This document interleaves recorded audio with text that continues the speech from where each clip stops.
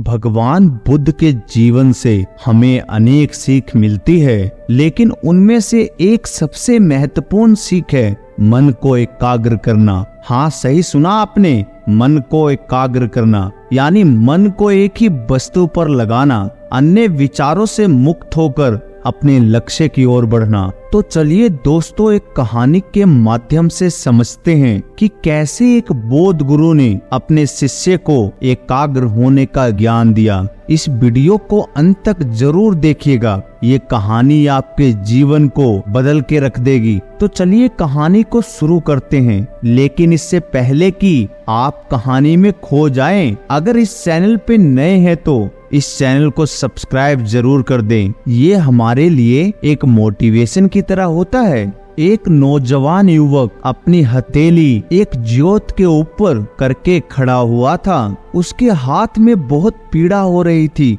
लेकिन फिर भी वो अपनी हथेली हटा नहीं रहा था। वो अपनी संकल्प शक्ति मजबूत करना चाहता था। जब भी वो कोई संकल्प लेता था तो कुछ ही समय बाद उसका संकल्प टूट जाता था, जिससे उसके मन को बहुत पीड़ा होती थी। आज उसने निश्चय कर लिया था कि चाहे कुछ भी हो जाए, इस बार जो वो संकल्प लेगा उसे किसी भी कीमत पर पूरा करके ही दम लेगा। और इसलिए उसने अपने संकल्प को मजबूत करने के लिए ही अपनी हथेली उस ज्योत के ऊपर रख रखी थी। उस नौजवान युवक की हथेली का मांस फटने लगा था, लेकिन फिर भी वो अपनी हथेली उस ज्योत पे से हटा नहीं रहा था। पीड़ा की स्थिति में भी बार बार वो अपने संकल्प को दोहरा रहा था, ताकि उसका संकल्प उसके अंतर मन तक उतर सके। तभी उस नौजवान युवक का गुरु वहां पर पहुंचा। उसने जब ये दृश्य देखा तो उसने जल्दी से अपने शिष्य का हाथ वहां से हटा दिया और उसे डांटते हुए समझाया कि तुम ये क्या पागलपन कर रहे हो, इससे तुम्हें क्या हासिल होगा। अपने साथ हिंसा करके तुम अपने संकल्प को कैसे मजबूत कर सकते हो, ये तो नीरा पागलपन है। गुरु ने उसे समझाते हुए कहा कि याद रखना, संकल्प वही मजबूत हो सकता है जो बिना किसी हिंसा के लिया गया हो, बिना किसी दबाव के लिया गया हो, जिसमें शुद्ध रूप से अहिंसा भरी हुई हो। ऐसा संकल्प ही तुम्हारे मन में लंबे समय तक टिका रह सकता है, वरना तो हिंसा करके तुम अपना ही नुकसान करोगे। उस नौजवान युवक ने झल्लाकर उत्तर दिया कि गुरुदेव, फिर मैं क्या करूं? मेरी समझ में नहीं आता कि मैं किस तरह किसी काम में अपना पूरा चित्त लगाऊं। किसी काम की शुरुआत में तो मेरे अंदर बहुत जोश होता है, उत्साह होता है, लेकिन कुछ ही समय बाद मेरी एकाग्रता खत्म हो जाती है। मुझे समझ में नहीं आता है कि मैं लंबे समय तक अपने लक्ष्य पर एकाग्र क्यों नहीं रह पाता। ऐसी क्या कमी है मेरे अंदर और उस कमी को मैं किस तरह पूरा कर सकता हूँ। मैं परेशान हो गया हूँ, मुझे समझ में नहीं आ रहा है। कभी कभी तो मैं अपने आप को ही हानि पहुँचाने लगता हूँ। मैं खुद से नाराज हो जाता हूँ, गुस्सा हो जाता हूँ, झल्ला जाता हूँ। मेरा दिमाग काम करना छोड़ देता है। ऐसी स्थिति में मैं क्या करूं? मेरे सारे मित्र कामयाब हो चुके हैं और मेरे घर वाले मुझे रोज ताने देते रहते हैं। वो कहते हैं कि तू नाकामयाब है, तू कोई काम नहीं कर पाएगा।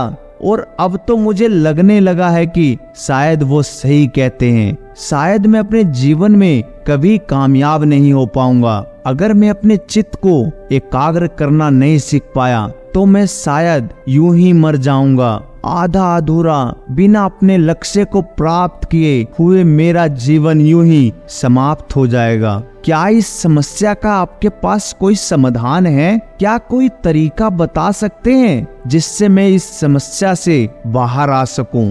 गुरु ने उस नौजवान युवक के कंधे को सहलाते हुए उत्तर दिया कि जो अपने मन को समझ लेता है, अपने दिमाग को एकाग्र करना सीख जाता है, वही असल जीवन में बुद्ध कहलाने योग्य होता है। गुरु ने अपनी बात आगे बढ़ाते हुए कहा कि मैं तुम्हें आज बुद्ध के जीवन की वो 8 सीख देना चाहता हूँ जिससे कोई भी इंसान अपने मन को एकाग्र करना बहुत आसानी से सीख सकता है। ये बात तो सच है कि मन को एकाग्र करना कोई आसान काम नहीं है। इसके लिए बहुत कड़े अभ्यास की जरूरत होती है, लेकिन सिर्फ कड़े अभ्यास से ये मुमकिन हो पाए ऐसा भी जरूरी नहीं होता। इसके लिए कुछ नियम होते हैं। अगर तुम उन नियमों का पालन नहीं करोगे तो तुम कितना भी कड़ा अभ्यास कर लो, तुम अपने मन को एकाग्र करना नहीं सीख पाओगे। इसीलिए अपने मन को एकाग्र करने के लिए जितना ध्यान जरूरी है उतने ही ये नियम भी जरूरी है। इसलिए इन नियमों को बड़े ध्यान से सुनना। गुरु ने पहला नियम बताते हुए कहना शुरू किया कि जिस प्रकार एक सांप अपनी केचली उतारता रहता है, उसी प्रकार एक इंसान को अपने अतीत को अपने मन पे से हमेशा हटाते रहना चाहिए, वरना तो उसका मन अपने अतीत के बोझ के तले दबता चला जाएगा और उसका मन धीरे धीरे बूढ़ा होता जाएगा। तुम्हारे अतीत की असफलता, तुम्हारे पाप, तुम्हारे द्वेष, तुम्हारे लालच, तुम्हारी इच्छा, ये सब तुम्हारे अतीत में दफन है और वो यानी कि अतीत तुम्हारे मन में दफन है। इसीलिए उस अतीत को अपने मन में से निकाल फेंको। उस सांप की तरह जिस तरह वो अपनी केचली अपने शरीर पे से उतारता रहता है। दूसरा नियम जो गुरु ने बताया वो कुछ इस प्रकार था कि तुम्हारा शरीर ही तुम्हारी सबसे बड़ी संपत्ति होती है। अगर इस बात को तुम दिमाग में बिठा लो तो तुम अपने शरीर के साथ कभी भी खिलवाड़ नहीं करोगे।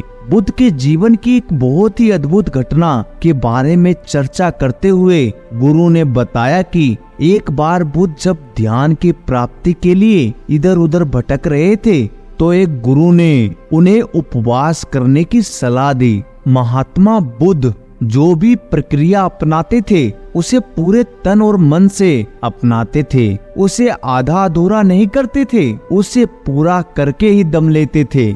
इसलिए उन्होंने उपवास के नियम को अपने जीवन का एक बहुत बड़ा हिस्सा बना लिया। लेकिन उपवास करते करते धीरे धीरे इस समय के साथ उनका शरीर बहुत कमजोर होने लगा। उनके अस्थि पंजर दिखने लगे थे। उनका शरीर एकदम दुबला पतला हो गया था। एक दिन जब बुद्ध नदी पर नहाने के लिए गए तो नहाते नहाते अचानक वो वहीं पर बेहोश हो गए। जब बुद्ध वहां पर बेहोश हुए तभी वहां पर एक स्त्री उस नदी पे पानी भरने के लिए पहुंच गई। जब उसने बुद्ध को बेहोश होते देखा तो वो उन्हें किनारे पर लाई और उन्हें होश में लाते हुए उन्हें समझाना शुरू किया कि जब आप शुरुआत में यहाँ पर आए थे तो आपके चेहरे पर एक तेज था, एक गरिमा थी, एक राजकुमार जैसा चेहरा था आपका। लेकिन आप कौन सा तपस्या कर रहे हैं जिसमें आप इतने कमजोर हो गए हैं? आपका शरीर इतना दुबला पतला हो गया है, आपके चेहरे पर कोई तेज नहीं रहा। आखिर ऐसी खोज का आप करेंगे क्या अगर आपका शरीर ही जिंदा नहीं रहेगा? ये शरीर ही तो है जो आपको सत्य की अनुभूति कराएगा, लेकिन आप तो इसे ही खत्म करने पे तुले हुए हैं। ये कैसी बुद्धिमानी है, ये कैसी तपस्या है? माफ कीजिएगा, मुझे कुछ समझ में नहीं आया। जब उस स्त्री की बात बुद्ध ने सुनी तो तत्काल उनके मन के सारे संशय दूर हो गए और बुद्ध ने निश्चय कर लिया वो सत्य की प्राप्ति के लिए अपने शरीर के साथ कभी भी हिंसा नहीं करेंगे। जी हाँ, ठीक सुना आपने, हिंसा। हिंसा सिर्फ दूसरों के साथ नहीं होती, जो हम खुद के साथ करते हैं, खुद को प्रताड़ना देते हैं, खुद को दुख देते हैं, वो भी एक प्रकार की हिंसा ही होती है।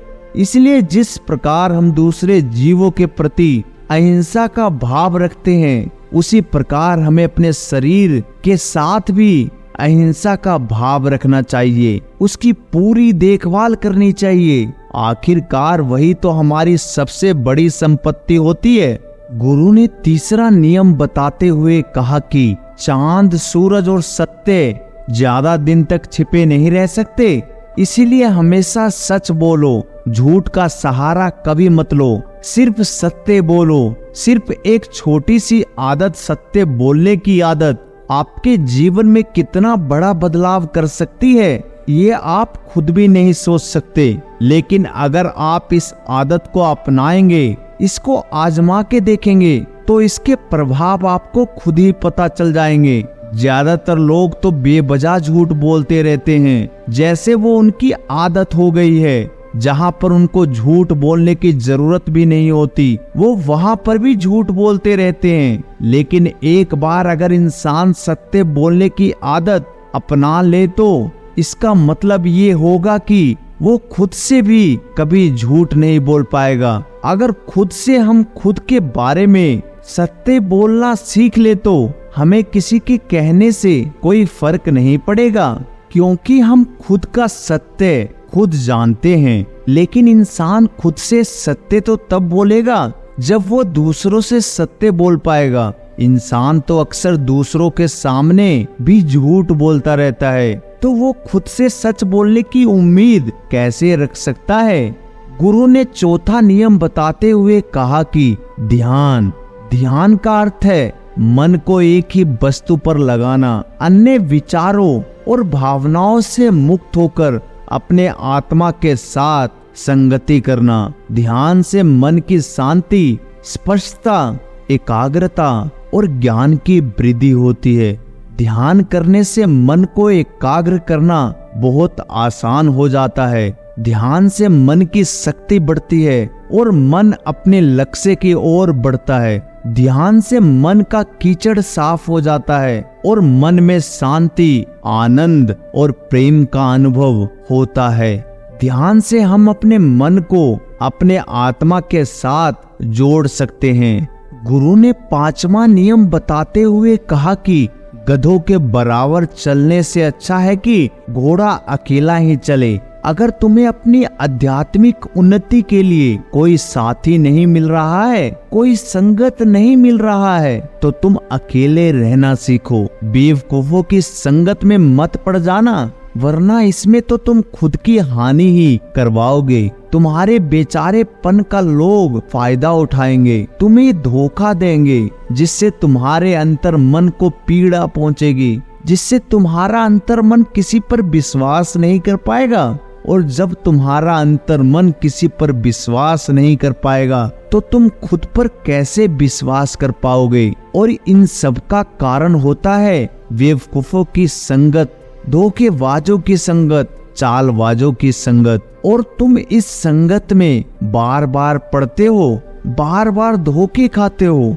और बार बार वहीं पर पहुंच जाते हो। कब तुम्हें अकल आएगी? कब तुम खुद के बारे में सोचना शुरू करोगे? इससे अच्छा तुम अकेले रहो, अकेले रहने की आदत पालो, अकेले रहकर अपनी ताकत को पहचानो, क्योंकि यहाँ पर कोई अपना नहीं होता। गुरु ने छठा नियम बताते हुए कहा कि जो तुम्हारे पास पहले से मौजूद है उसकी कद्र करना सीखो। इंसान हमेशा ज्यादा की ख्वाहिश रखता है और उस ख्वाहिश में, उस उम्मीद में, उस महत्वाकांक्षा में वो ये भूल जाता है कि उसके पास पहले से क्या मौजूद है। उसकी वो कभी कद्र ही नहीं करता। चाहे इसमें आप हुनर ले लीजिए, चाहे किसी इंसान के साथ अपने संबंध ले लीजिए। हुनर के मामले में बात करें तो आपके पास कोई हुनर मौजूद है, आपको भी पता है, लेकिन आप दूसरे से प्रभावित होकर उस जैसा कोई हुनर सीखने की महत्वाकांक्षा पाल लेते हैं और अपने आप को पीड़ा पहुंचाते रहते हैं। आप अपने हुनर की खुद कद्र नहीं कर रहे हैं तो दूसरे कैसे कद्र करेंगे। और उसी प्रकार जो इंसान आपके पास मौजूद है, आपके लिए संवेदनाएं रखता है, आपके परिवार का हिस्सा है, आप उसी की कद्र नहीं कर रहे हैं, उसी को समय नहीं दे रहे हैं और उनके पीछे भाग रहे हैं जो आपको समय ही नहीं देना चाहते, जो आपके अपने है ही नहीं। तो ऐसे लोगों से आप क्या उम्मीद रख सकते हैं? अगर आप जो चीज आपके पास है उसकी कद्र नहीं करेंगे तो आप अपने लिए गड्ढा खोद लेंगे, उस गड्ढे में खुद ही गिरेंगे और बाद में पछताएंगे, रोएंगे। लेकिन उस वक्त आपके आंसू पोंछने के लिए कोई भी आपके पास मौजूद नहीं रहेगा, क्योंकि जब समय था तो आपने उनकी कद्र नहीं की। अब वो आपकी कद्र क्यों करे? तो इसीलिए समय निकलने से पहले जो चीजें आपके पास है उनकी कद्र करना सीख जाओ, वरना पछताओगे। गुरु ने 7वां नियम बताते हुए कहा कि ये जीव धारदार चाकू की तरह होती है, जो खून तो नहीं निकालती लेकिन घाव बहुत गहरा करती है। इस बात को समझो कि गुस्सा हमें अंदर से खा जाता है। गुस्से में निकले हुए शब्द हमें बाद में ही पछताने पर मजबूर कर देते हैं। तब तो हमें ख्याल नहीं रहता कि हम क्या कर रहे हैं, लेकिन कुछ समय बाद जब हमारा गुस्सा शांत होता है तब हमें एहसास होता है कि हम गुस्से में क्या कुछ बोल गए। और जो एक बार बोले हुए शब्द होते हैं वो वापस कभी नहीं होते। वो सिर्फ आपके अंदर एक चोट कर जाएंगे, दूसरों की नजरों में आपको नीचा कर जाएंगे। इसलिए कभी भी बोलो कम बोलो, उतना ही बोलो जितने की जरूरत है, वरना तो चुप रहना सीखो। चुप रहने की ताकत तुम्हें दुनिया में एक महान मुकाम तक पहुंचा सकती है, लेकिन ज्यादा बोलने की आदत दूसरों के बीच तुम्हारी इज्जत को बिल्कुल खत्म कर सकती है। कोई तुम्हारी बात पर ध्यान नहीं देगा अगर तुम बेवजह बोलते ही चले जाते हो। आखिरकार गुरु ने अपना आखिरी नियम बताते हुए उत्तर दिया कि दिमाग ही सब कुछ होता है, जो तुम सोचते हो वही बन जाते हो। इसलिए हमेशा अपने बारे में सकारात्मक सोचो। गुरु ने बताया कि विचार तरंगों की भांति होती हैं। तरंगे 2 प्रकार की होती है, नकारात्मक और सकारात्मक। जिस प्रकार के विचार हमारे अंदर उठते हैं उसी प्रकार की तरंगे हमारे इर्द गिर्द पैदा हो जाती है। इसलिए अपने आसपास सिर्फ सकारात्मक तरंगों को ही बढ़ावा दे। नकारात्मक तरंगे आपको पीछे की ओर लेके जाएंगे। गुरु ने बताया कि ये 8 आदतें तुम्हारे जीवन को पूरी तरह से बदल देंगे और एकाग्रता अपने आप बढ़ती चली जाएगी अगर तुम ध्यान के साथ ये 8 नियम अपने जीवन में उतार लेते हो। ये सब बातें समझाने के बाद उस नौजवान युवक ने अपने गुरु के पैर छुए और धन्यवाद करते हुए कहा कि भले ही देरी से, लेकिन कम से कम मुझे जीवन के बारे में इतनी अच्छी सीख तो मिली। आगे से ये सीख और ये आदतें मैं अपने जीवन में जरूर अपनाऊंगा। इसी के साथ गुरु ने उस शिष्य को आशीर्वाद दिया और वहां से प्रस्थान कर गए। तो दोस्तों, कैसी लगी ये कहानी कमेंट सेक्शन में जरूर बताएं, और अच्छी लगी हो तो इस चैनल को सब्सक्राइब करके बेल नोटिफिकेशन को जरूर दबा दें। तो मिलते हैं दोस्तों अगली किसी कहानी के साथ। तब तक के लिए आप अपना ध्यान रखें और जीवन में हमेशा सीखते रहें। धन्यवाद। नमो बुद्धाय।